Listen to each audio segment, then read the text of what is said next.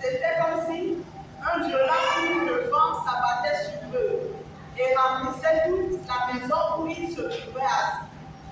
Au même moment, ils virent apparaître des sortes de larves qui ressemblaient à des flamèches. Elles se séparaient et allèrent se poser sur la tête de chacun d'eux. 4. Aussitôt, ils furent tous remplis du Saint-Esprit et commencèrent à parler dans différentes langues, chacun s'exprimant comme le Saint-Esprit lui donnait de le faire. Amen. Amen. Acte 1, acte 2, versets 1 à 4. Nous avions lu. Tu peux t'asseoir, que Dieu te bénisse. Alléluia. Quand nous lisons le verset 1, la Bible dit que ils étaient tous réunis au même endroit. C'est ça? Alléluia. Ils étaient tous réunis au même endroit. Qui est ici?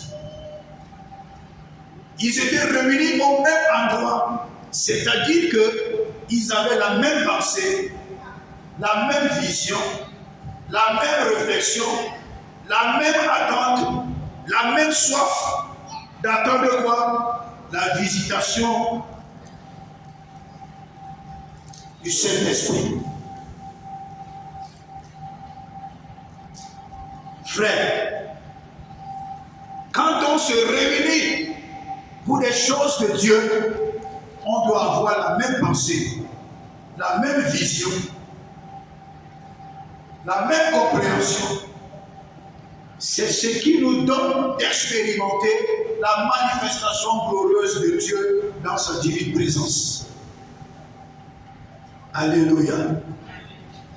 Si nous nous rassemblons et que nous n'avons pas la même pensée, nous n'avons pas les mêmes projets, nous n'avons pas la même vision, alors nous nous rassemblons en vain.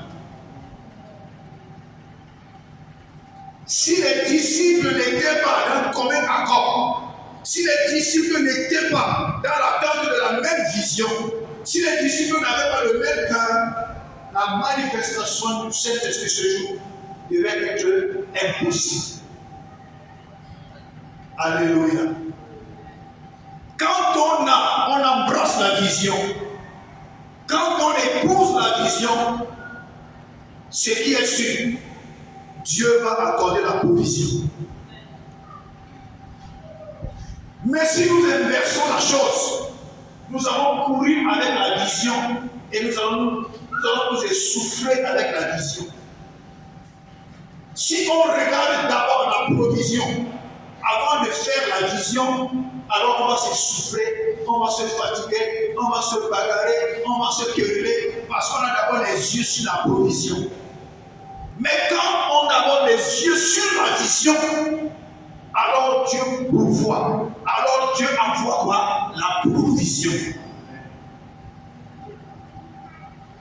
Jésus avait une seule vision, celle de venir nous sauver.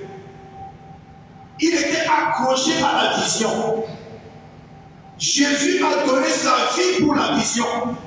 Mais sur le chemin du mont Golgotha, lorsqu'il croupissait avec la vision sur son épaule, Dieu a suscité Joseph d'Arimathée.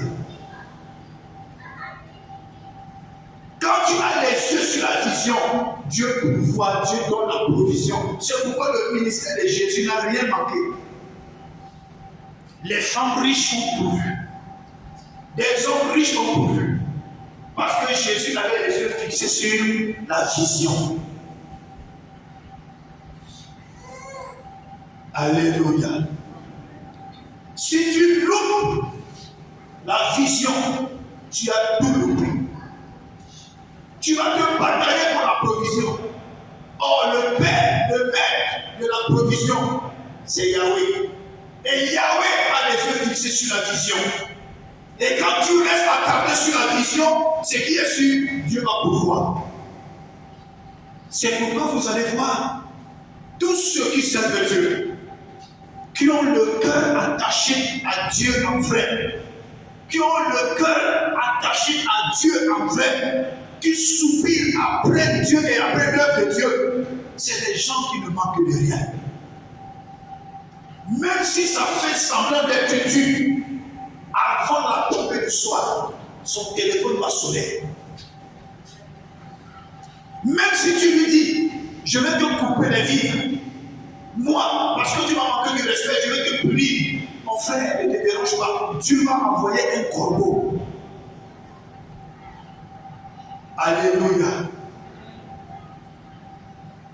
Frère, c'est ce que Dieu est. Ne dis jamais à quelqu'un que parce que c'est moi qui te nourris, parce que c'est moi qui te positionne, parce que c'est moi qui te donne la stabilité, je te coupe les vies que tu vas souffrir, mais tu te déranges en vain. Parce que celui qui pourvoit pour lui, c'est Dieu. Et quand tu te comportes comme ça, tu ne vas jamais dépasser cette personne. Cette personne va te dépasser. Alléluia. Aujourd'hui, vous voyez, tous étaient à un endroit d'un commun accord. J'ai dit, tous étaient au même endroit d'un commun accord. L'accord est très très très important. S'il n'y a pas d'accord, il n'y a pas de manifestation de la puissance de Dieu. S'il n'y a pas d'accord, la gloire de Dieu ne descend pas. C'est quand il y a accord, il y a quelque chose d'extraordinaire qui se produit. La tête genre, on entend un bruit parce que quelque chose s'est passé. Regardez un peu les gens qui construisaient la tour de Babel. Les gars s'asseyent, ils disent que même il y a un type en haut là-bas, nous voulons voir le visage de celui qui s'appelle Dieu. Comment il va se cacher? Il faudrait que nous puissions le voir, comme on regarde le Fils de l'homme. Les gars se sont mis en accord. Construisons la tour.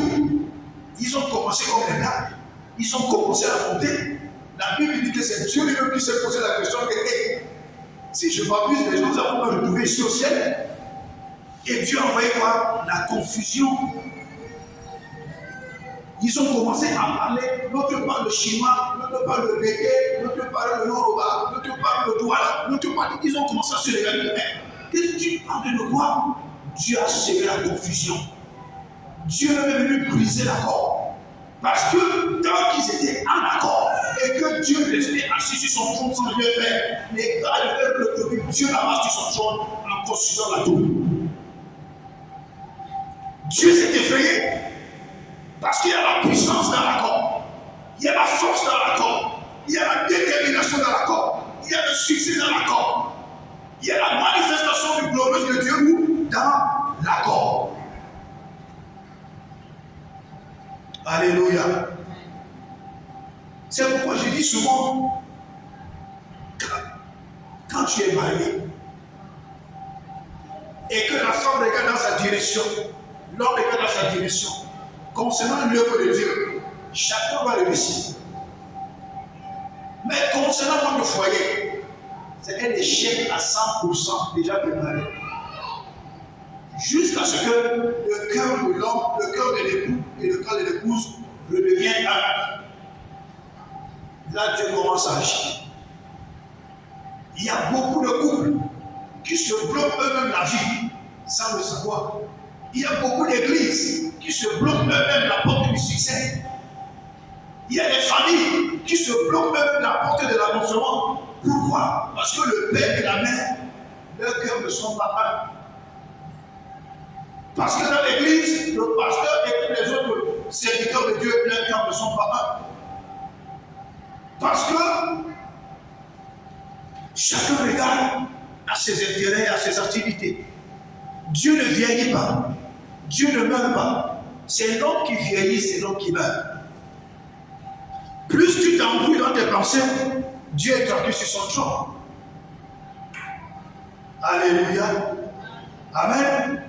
Frères et sœurs, c'est ce que le Seigneur nous dit. Ils étaient tous ensemble au même endroit. Frère. Dans une entreprise, le patron a son bureau restreint là où il reçoit des conseils. Même un président de la République, il a des conseillers, il a des sages. Même dans une famille, un conseillers. La maman a ses conseillers. Mais quand ça dépend de la qualité de chaque conseiller, il y a des conseillers toxiques, il y a des conseillers vrais. Tout chef de famille qui n'aime pas les conseils, sa maison va échouer.